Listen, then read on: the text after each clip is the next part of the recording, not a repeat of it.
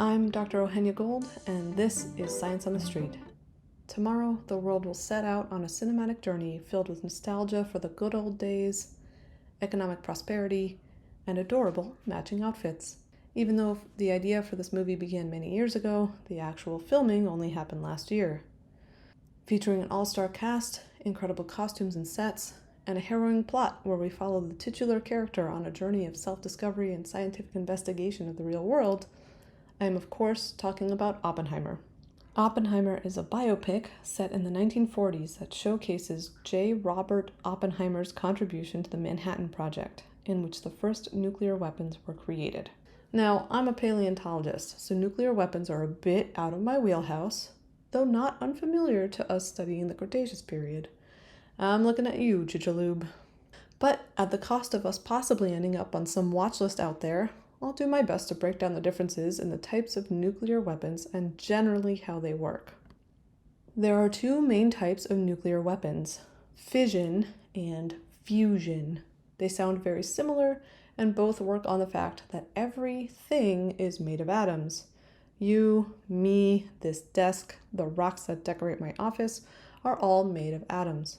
Inside those atoms is a nucleus made of positively charged protons and neutrally charged neutrons.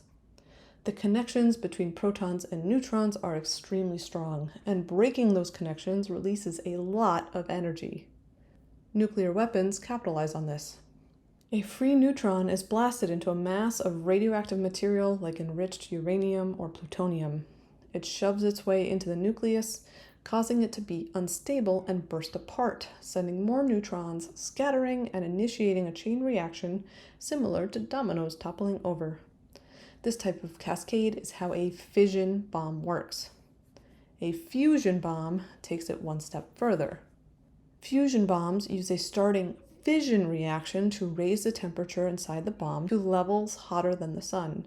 At these temperatures, hydrogen nuclei, which are just one proton, confuse with other hydrogen atoms to produce heavier elements. This fusion also releases massive amounts of energy and radiation and sheer hellfire upon the Earth. Most bombs radiate their explosions outwards in all directions, but these massive nuclear bombs create a unique mushroom cloud when they detonate. This is created because of the extreme heat caused by the chemical chain reactions. Hot air is less dense and rises as it expands outward. As it rises, it leaves a vacuum of air underneath it that gets sucked in, and together it creates a mushroom-shaped cloud. The creation of nuclear weapons changed the world forever. Even Oppenheimer himself reflected on his creation using the quote, "Now I am become death, the destroyer of worlds," probably feeling a mix of emotions and maybe feeling a little bit like a supervillain. Now, obviously, Christopher Nolan is not a supervillain or death destroyer of worlds. He's not going to detonate a nuclear bomb just for the sake of movie profits, no matter how big the budget for this film was. So how did he plan on achieving the effect of the bomb without the nasty side effects of radiation poisoning and without resorting to computer graphics, which can end up looking bad in a couple of years? Practical effects have been used in Hollywood for decades prior to the availability of computers. Some of the earliest silent films relied on practical effects, like this clip from Steamboat Bill Jr., where a real house, not a facade, falls on Buster Keaton. He had to stand perfectly still and on his mark to not get squashed. And the miniatures and bigatures used for the Star Wars and Lord of the Rings sagas.